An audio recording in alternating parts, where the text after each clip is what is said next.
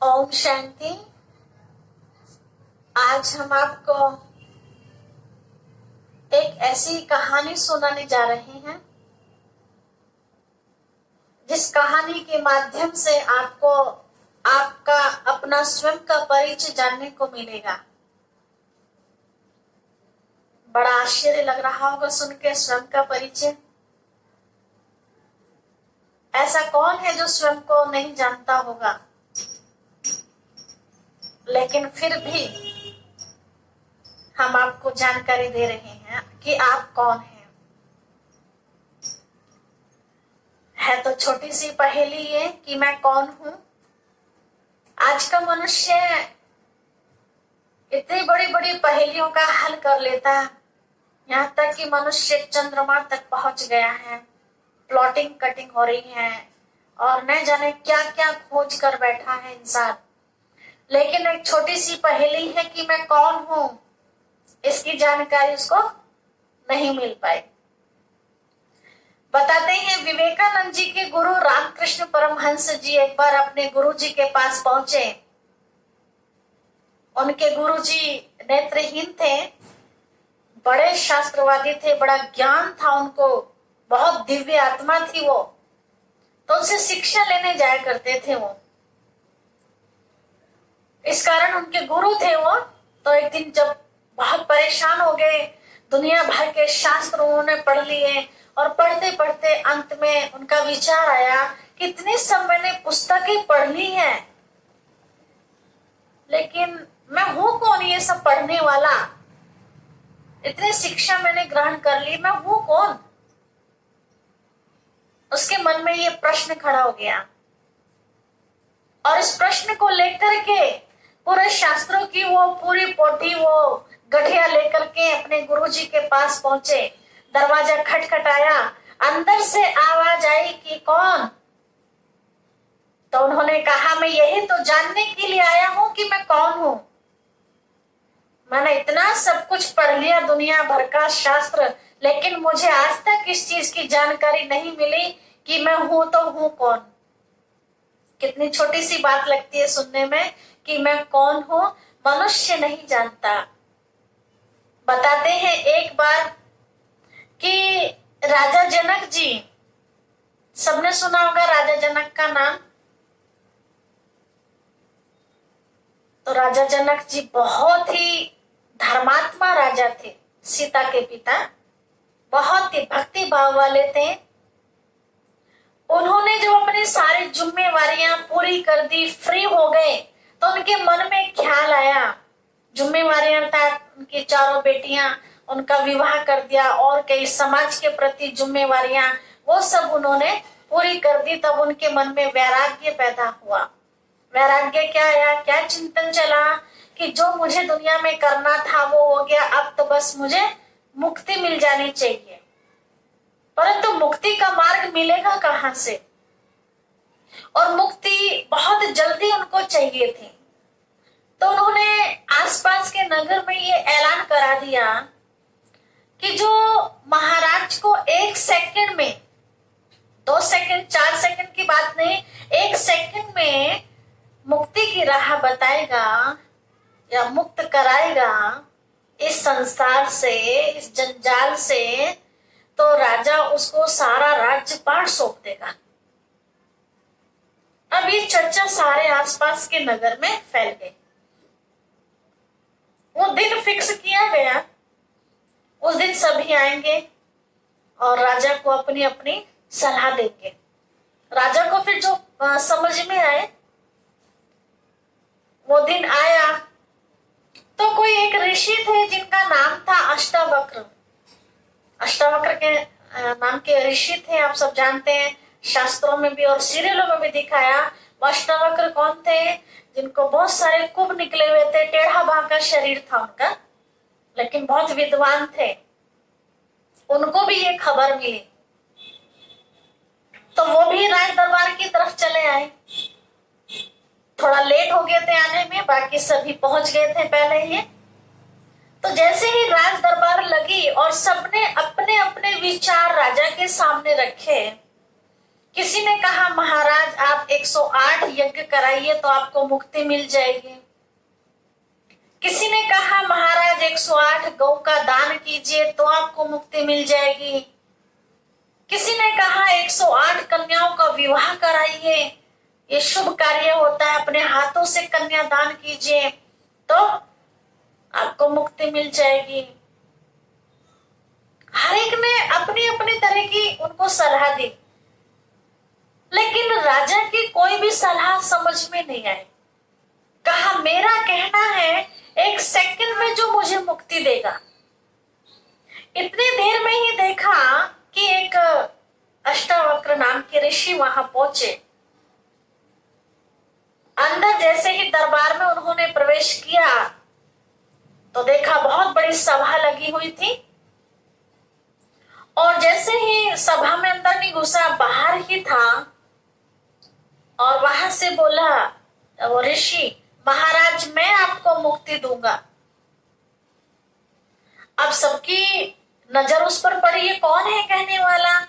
तो उसका वो टेढ़ा बांका शरीर देख करके सब हंसने लगे, और कुछ एक ने कहा महाराज ये आपको क्या मुक्ति देगा, ये पहले खुद तो मुक्त कर ले अपने आप को। देख रहे हैं अब इसकी दशा कैसी हो रही है, क्योंकि ऐसा अजीब गरीब सा था वो। अब ये बात सुनकर के अष्टावक्र ने उन सबकी बात जो सुनी कि महाराज ये आपको क्या मुक्ति देगा, तो अष्टावक्र जी ने कहा महाराज ये सब आपको क्या मुक्ति की राह बताएंगे, तो मूर्खों की सभा बैठी है। उसने शब्द बोला था एक चमारों की सभा बैठी है। अब ये सारे जो सभा में बैठे हुए थे बड़े बड़े विद्वान थे, कोई साधारण तो थे नहीं। अब इनको भी, और राजा की सभा में राजा के बुलाए हुए थे, ये सब एक मेहमान की तरह थे। तो राजा को भी बड़ा अपमान लगा। कहा ये आप क्या कह रहे हैं, क्योंकि शब्द ही ऐसा कहा, चमारों की सभा बैठी है। तो अष्टावक्र ऋषि जी ने कहा महाराज चमड़े को कौन देखता है, चमड़े का काम कौन करता है, चमार करता है ना। इन्होंने मेरी चमड़ी को देखा है, शरीर ये क्या है, ये चमड़ी है। इस चमड़ी को इन्होंने देखा तो ये कौन हुए, क्या आपको ये मुक्ति देंगे। इस चमड़ी के अंदर जो हीरा बैठा है उसको तो इन्होंने देखा ही नहीं, ये क्या आपको मुक्ति की राह बताएंगे। इस तरह से कहता हुआ राज दरबार में अंदर उसने प्रवेश करते करते करते राजा के नजदीक पहुंच गया वो ऋषि, बड़े गर्व के साथ, और राजा को हाथ लगा के कहा, घुटने पे हाथ रख के, महाराज ये क्या है। तो बोला मेरा शरीर, मेरा घुटना है ये। बोला आप तो घुटना नहीं हो। बोला नहीं मेरा घुटना है, मैं अलग हूं, मेरा घुटना अलग है। बोला अच्छा। सिंहासन पे हाथ रख के कहा महाराज जी क्या। कहा मेरा सिंहासन। बोला आप तो सिंहासन नहीं हो।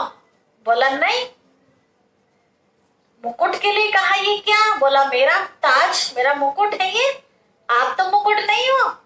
बोला नहीं। ऐसे ये दरबार, मेरी दरबार, आप तो दरबार नहीं हो। इस तरह से कुछ एक और बातें पूछी, तो हर शब्द में राजा का शब्द निकल रहा था मेरा। अब ये 2 शब्द हम सुनते हैं हर रोज दिन भर में, न जाने कितनी बार हम इस शब्द का प्रयोग करते हैं, मैं और मेरा। देखिए कितनी सहज बात है, थोड़ा समझने की कोशिश कीजिए।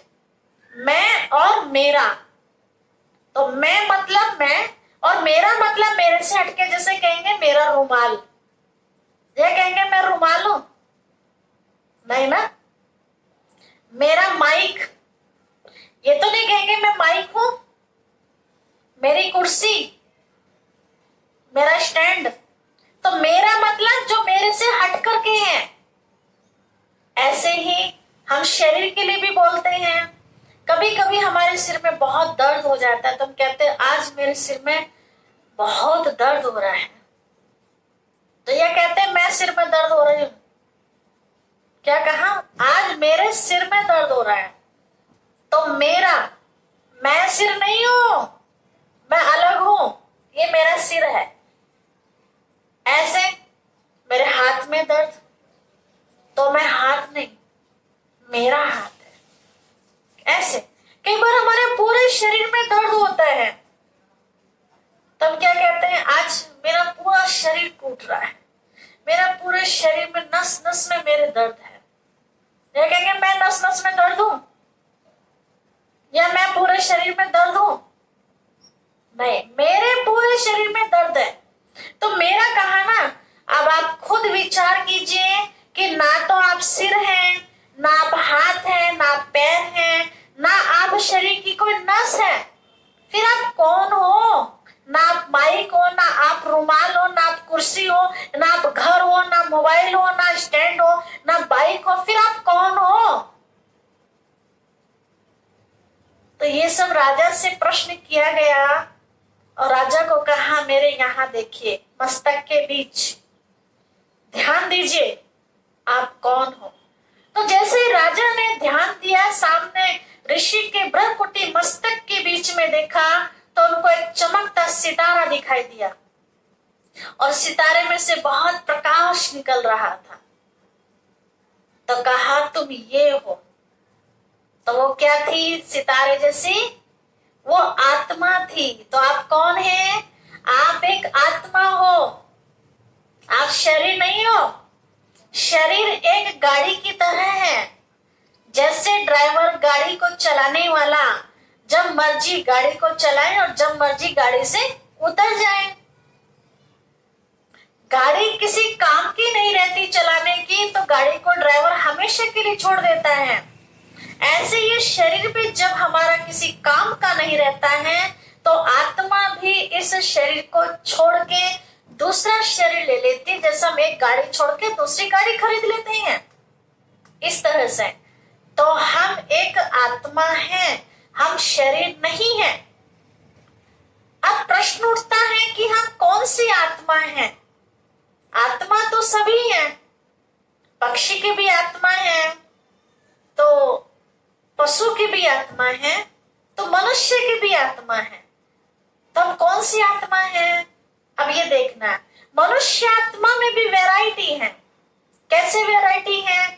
हम आत्माओं के बारे में सुनते आए हैं, किसी को पाप आत्मा का टाइटल मिलता है, किसी को धर्मात्मा का टाइटल, तो किसी को महात्मा का, तो किसी को देव आत्मा का, तो किसी को पुण्य आत्मा का टाइटल मिलता है, किसी को ज्ञानी आत्मा, तो किसी को मूर्ख आत्मा भी कहा जाता है, किसी को देव आत्मा, तो किसको असुर आत्मा भी कहा जाता है, किसी को सतो प्रधान, तो किसी को तमो प्रधान भी कहा जाता है। तो बताइए आप, ये किस आधार से टाइटल मिले? जैसे जैसे आत्मा ने इस शरीर के द्वारा कर्म किए, वैसे वैसे आत्मा को टाइटल मिल गया। आज तक जो सुनते थे कि आत्मा निर्लेप है, तो भाइयों बहनों इस बात पर विचार करना, आत्मा निर्लेप नहीं है। आत्मा के ऊपर लेप लगता है, लेप लगता है तभी तो ये टाइटल सुनने को मिले। अगर लेप नहीं लगता तो टाइटल शरीर को मिलना चाहिए था, पाप शरीर, पुण्य शरीर, देव शरीर, महान शरीर। कहा किसी ने? आपने सुना किसी से? नहीं, सुनेंगे भी नहीं, क्योंकि कर्म करने वाली आत्मा है, ना कि शरीर। आत्मा निकल जाती है तो शरीर कुछ करता है? ये तो मिट्टी रह जाता है। आंखें होते हुए आंखें देखती नहीं है, कौन मेरे लिए रो रहा है, आंखें देखती है आंखें। मुंह होते हुए कुछ बोल नहीं पाता है, कान सुनते नहीं सुनते, शरीर पूरा ठीक दिखाई दे रहा है लेकिन काम नहीं करता। कारण क्या है? आत्मा जो एक करंट की तरह है, जैसे पंखा है हमारे घर में, ये माइक है मेरे पास, अगर इसमें करंट ना हो तो माइक किसी काम का है? ऐसे शरीर कितना भी हस्त पुस्त क्यों ना दिखाई दे, अगर आत्मा उसके अंदर नहीं है तो वो शरीर किसी काम का है? नहीं है ना। तो हम सब आत्मा है, आत्मा अजर अमर अविनाशी है। आत्मा कभी मृत्यु को प्राप्त नहीं होती है, अमर है।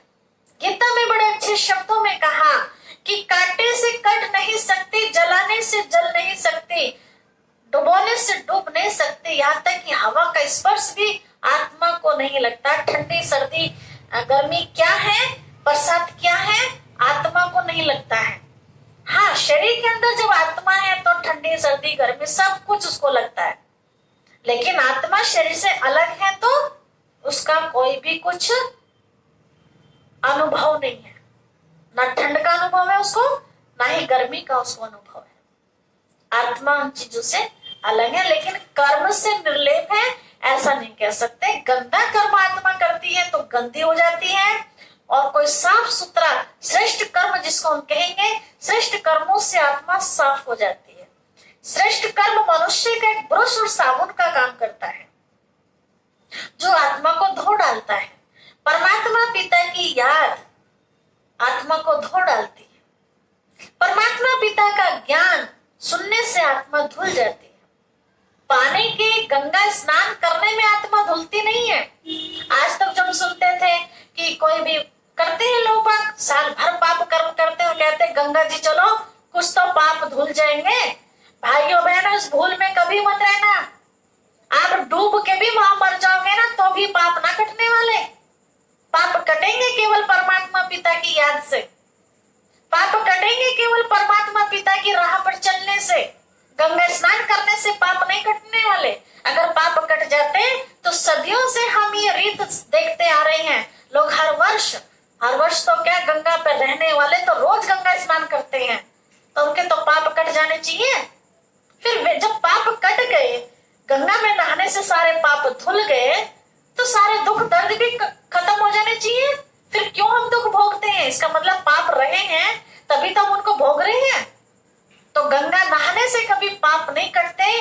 ज्ञान स्नान करने से, ज्ञान सुनने से जो हमें समझ में आता है कि सही क्या है, गलत क्या है, पाप क्या है, पुण्य क्या है, श्रेष्ठाचार क्या है, भ्रष्टाचार क्या है, जब हमें ये समझ में आता है और जब हम श्रेष्ठाचार की तरफ चल पड़ते हैं तो समझो हमारे पाप हल्के होते जाते हैं। तो ज्ञान स्नान से, गंगा पानी के स्नान से हमारा तन धुलता है और ज्ञान स्नान करने से हमारा मन धुलता है। तो इसलिए ध्यान रखें इस चीज का हम सभी। परमात्मा पिता आकर के इस समय हमें हर बात की समझ दे रहे हैं। ऐसी समझ वो हमें दे रहे हैं जो हमें किसी शास्त्रों के अंदर नहीं मिली, किसी गुरु गोसाई से नहीं मिली। अगर मिली होती तो आज हमारा ये पूरा विश्व स्वर्ग बन जाता। आप बचपन से सुनते आ रहे हैं, आपके जो घर में बड़े बुजुर्ग हैं वो भी सुनाते आ रहे हैं, और यही अनुभव और मेरा भी अपना अनुभव है। मैं भी लगभग 45 वर्षों से इस दुनिया को इस जन्म में देख रही हूँ।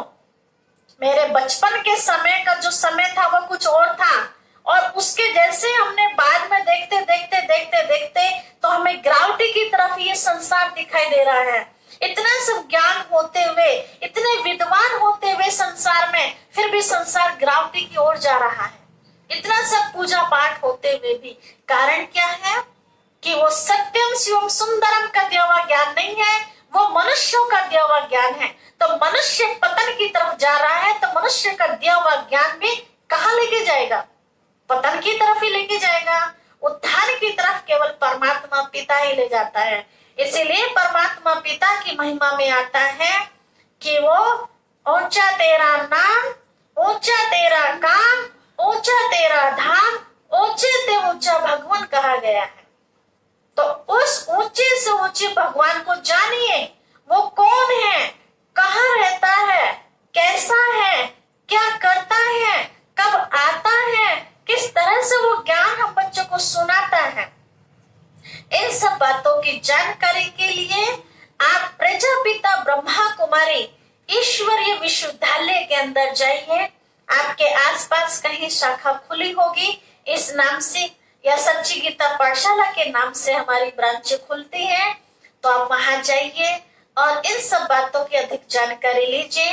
आपको हमारे से कोई जानकारी चाहिए तो हमारा नंबर है 9536292504। तो आप इस नंबर पर भी संपर्क करके अधिक जानकारी ले सकते हैं। और जानकारी के साथ साथ हमारा ये चैनल है गौरा सुरेश पाल सैनी के नाम का, इस चैनल को सब्सक्राइब कीजिए। वीडियो पसंद आए तो लाइक करके इसको शेयर कीजिए। अपने अंदर ही ज्ञान को नहीं बल्कि दूसरों तक पहुंचाइए, ताकि दूसरों का भी भला हो और उनकी दुआएं आपको मिले। तो आप इस चैनल से जुड़े रहिए और दूसरों को जुड़वाइए, अपना भी कल्याण कीजिए और दूसरों का भी कल्याण कीजिए। दुआएं लीजिए और दुआएं दीजिए। धन्यवाद।